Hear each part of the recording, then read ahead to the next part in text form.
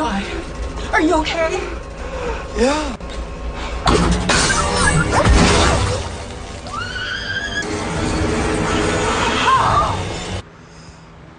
There it goes. Shalom. First thing and foremost, I'm going to give all praises and glory and honor that's due to Yahweh, by Hashem, Yahweh Shai, by Hashem Kakodash. Double honors to the apostles and elders of Great Millstone that rule well. Peace and blessings and salutations to the hopeful elect. It was in the gospel, bro, lifting up the standard of Yahweh, by Hashem, Yahweh Shai, wherever it may be. Fair use, fair use, fair use. I make no money from these videos. Just intended to edify an audience. We're going into biblical prophecy. Fair use, fair use. But I played that scene at the beginning of the video just in case they complain about it, and I could just chop it off and just start from this point. But what you saw was a scene from the recent Final Destination movie called Final Destination Bloodlines. And the first thing I heard about this story was this Jake here. Basically, it says man dies after weight training chain around neck pulls him into MRI machine. That's crazy, man. Jake, dude. That's some Final Destination type shit. Because it's well known that MRIs, it deals with like magnetic frequencies. And they say MRIs are really not healthy for you because of the radiation and so forth that can go through the blood. But, you know, what is healthy nowadays, you know?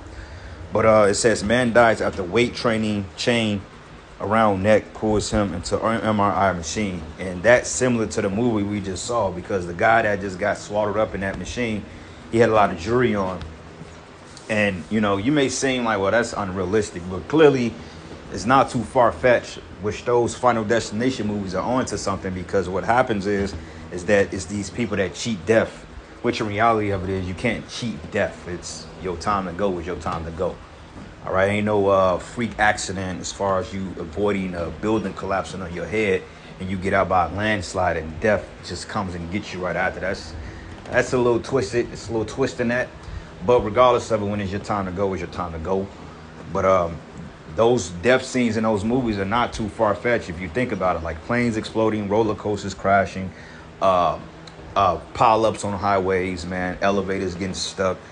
You know, those are very plausible deaths, even though in the movie, you know, it dramatizes it, you know, it dramatizes a little bit more. But, hey, shit, what's the chances that happened to this dude based on that happened in that movie? All right, because I never heard of anybody dying in an MRI machine before. But, I mean, you know, in this world, who knows?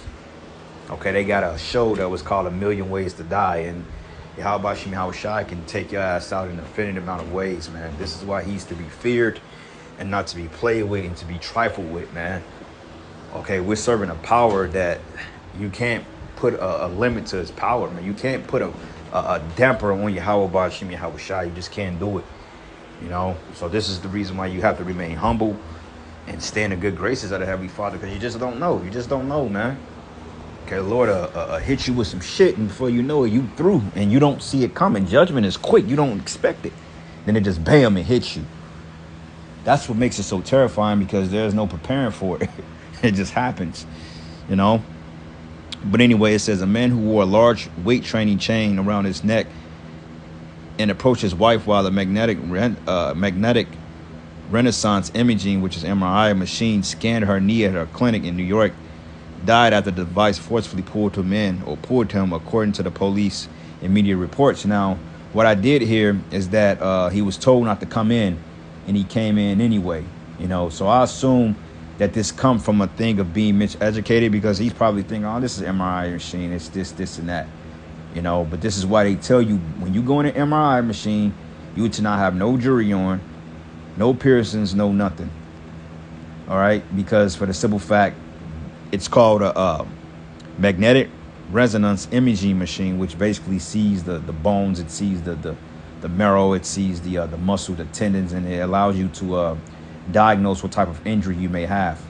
Okay, like a lot of times sports players, they get MRIs if they have like a breakage, or if they have like a lot of muscle issues and joint misalignments, or if they have a muscle imbalances. An MRI is the way to go. You know, I've had a couple of them over the couple of years, you know, dealing with like certain muscular injuries and skeletal, you know, what they call, it's a term they use it's not muscular. It goes into like your skeletal structure, so to speak, and then they look at the joints and stuff like that to make sure they're still functioning properly, right? But anyway, it says here, the device forcefully pulled him in, according to the police and media reports. It says Keith McAllister, 61 years old, was killed at the Nassau Open MRI Clinic in Westbury, Long Island, after he accompanied his wife, Adrienne Jones McAllister, there on July 16th. It says Adrienne told the local outlets, News 12 Long Island, that an MRI machine there was scanning her knee, and when she called out to her husband, Keith, "Come help me up," from the table, the technician operating the machine, which looks like a long, narrow tube with openings on each end, then allowed Keith to walk in while he wore a nearly 20-pound metal chain that he used for weight training. So wow, he 20 pounds on his neck, and that shit dragged him in. And the crazy part about it is that the nurse was supposed to tell him, well, if you come in here, you're not supposed to have anything metal or metallic on, because the MRI machine can very well suck you in. You know, and it wasn't like it was like a ring or anything like that. It was like a big ass chain. So it says police in Nassau County, New York, said Keith was then sucked into the device by its potent magnetic force. It says he endured a medical episode at that point, which left him in critical condition at the hospital and was pronounced dead a day later, the police said. So he didn't die immediately. He died a day later. It says Adrienne told News 12 that her late husband has suffered several heart attacks after the incident with the MRI machine and before his death. It says she recalled through tears seeing the machine snatch him and pulled him into the machine. Damn. It says she said they implored for the clinic to call for emergency help and referring to the machine to turn this damn thing off.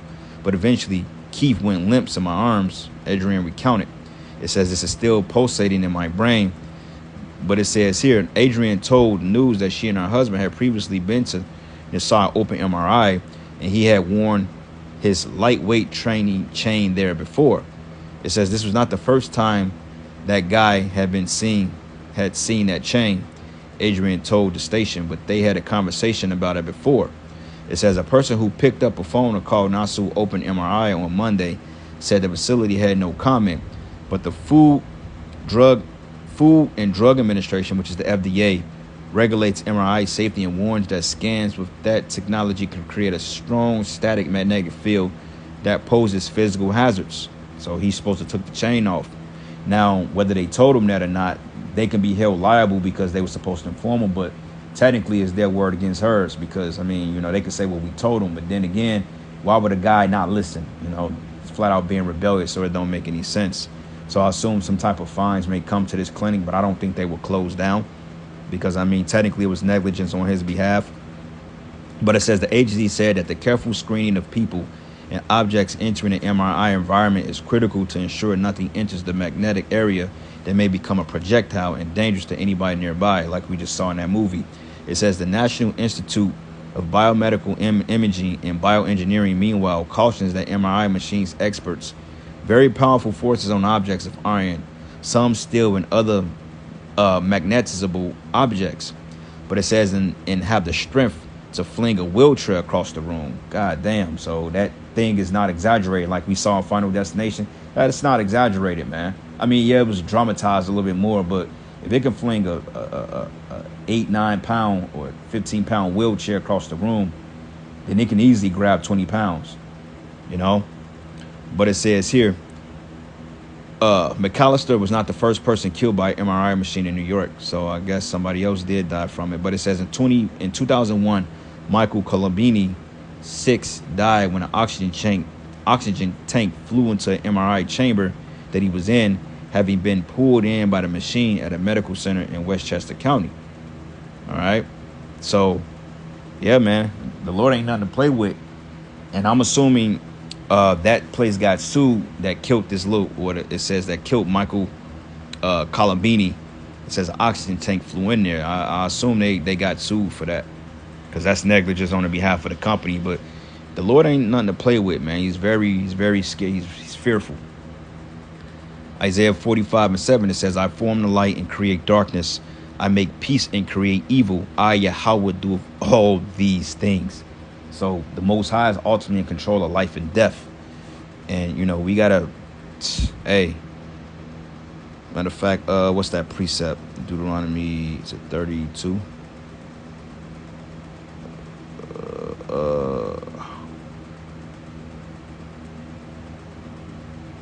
Hold on.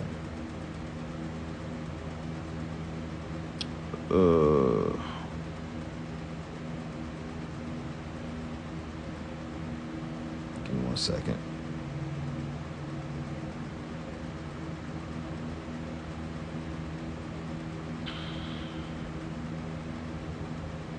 Yep, Deuteronomy 32.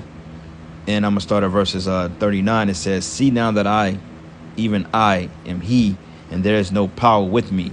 I kill and make alive. I wound, I heal. Neither is there any that can deliver out of my hand. It says, for I lift up my hand in heaven and say, I live forever. But it says here, is there any that can deliver out my hand? So if the Most High got his target on you, then that's what it is. Because, hey, the Lord had to have some serious art with that Jake in order for the Most High to take him out like that. All right, you were in a chain inside of an MRI room, and the fact about it is the nurses wasn't supposed to let you in there. And usually when you have an MRI procedure, just you and the medical staff in there, man. Somebody's controlling the machine, they're looking at imaging, and it's usually just you up in the machine. Like when I went to get one done, I got one done of my back and so forth, man. And they said, make sure you take off everything. Take off watches, whatever, earrings, nose rings, whatever you got. They asked, do you have anything metal on you?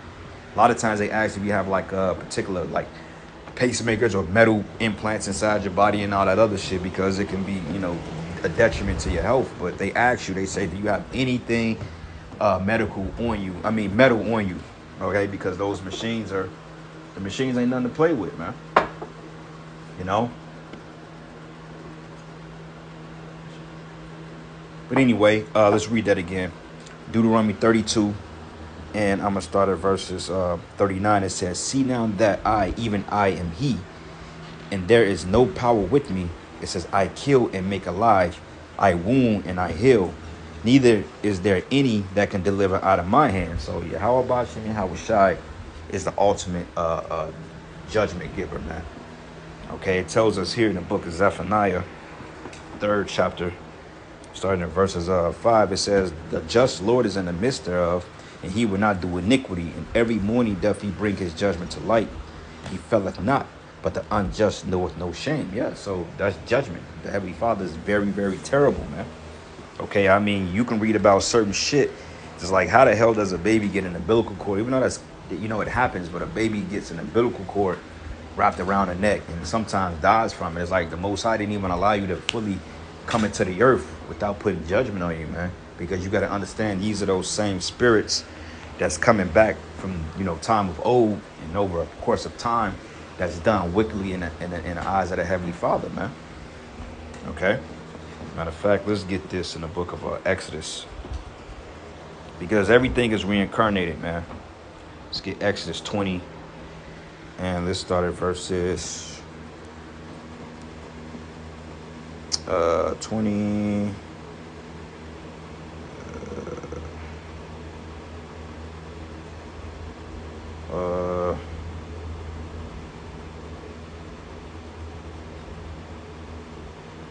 Yep, Exodus 20, and I'm going to start at verses 5. It says, thou shalt not bow down thyself to them, nor serve them. For I, Yahweh, thy power, am a jealous power, visiting the iniquities of the fathers upon the children unto the 3rd and 4th generation of them that hate me. So, yeah, you come back and you face your judgment in the earth.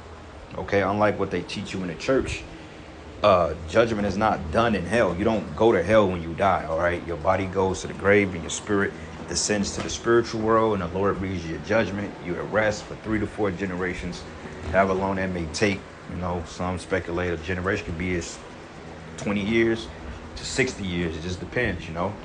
All right, generation ain't like a century, like you know, like some people say a generation is like it could be 100 years, but some people say 20, 40, 60, because, you know, generation, people usually start having kids in their early 20s, and then, you know, your 20s and 40s, and then, you know, 60, you're ready to die out, and then another generation comes from that.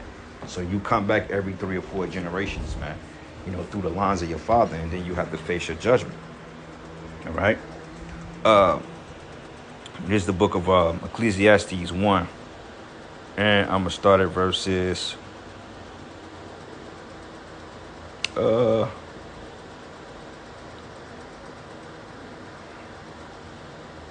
place of judgment. I haven't brought that out in a minute.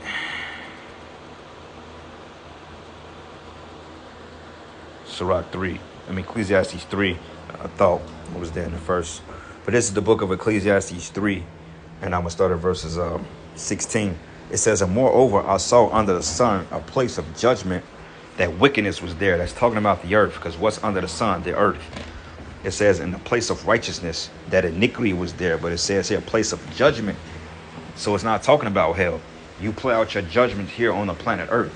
Okay, there's no such thing as hell. There's no mystical dungeon that you go to, or some type of dimension in the underworld and you descend to and the Lord tortures you forever. That's not how that works. Now, some people who claim before they die they had certain type of hallucination, the Lord, or they had like certain visions of them going to hell. A lot of that shit is just made up and fabricated stories. And a lot of those people that overdose on drugs and shit like that, a lot of times the Lord can plague your mind and make it seem like you in hell. But I guarantee you, when you come back from that experience, that was just like in your mind, if you ever come back from it. But if you was to stay dead, you ain't just spending an eternity in hell for a lifetime of sins you can never commit. So that's not how that works. Precept, now I end it. Sirach 39, and I'm going to start at verses 28. It says, that be spirits that are created for vengeance, which in their fury lay on sore strokes. It says, in the time of destruction that they pour out their force and appease the wrath of him that made them. So yeah, the Lord had that Jake to walk in there, calculated in an MRI machine, grabbed them, man. Like in the Final Destination movie, it's a spirit of death. They call it the Grim Reaper, which is simply a hooded cloak figure. The spirit of death, which ultimately, Yahweh Shai is that death angel that flew over Egypt. So if you want to say the Grim Reaper, yeah, it's truly real, because death is an actual spirit, and it's through Yahweh Ba'ashim Yahweh Shai, man. And it says here, fire and hell and famine and death, all these were created for vengeance. It says teeth of wild beasts and scorpions and serpents, and the sword punishing the wicked to destruction. It says they should rejoice in his commandment, and they should be ready upon earth when need is, and their time is come, and they should not transgress his word. So, hey, when the Lord calls for your ass, you coming home.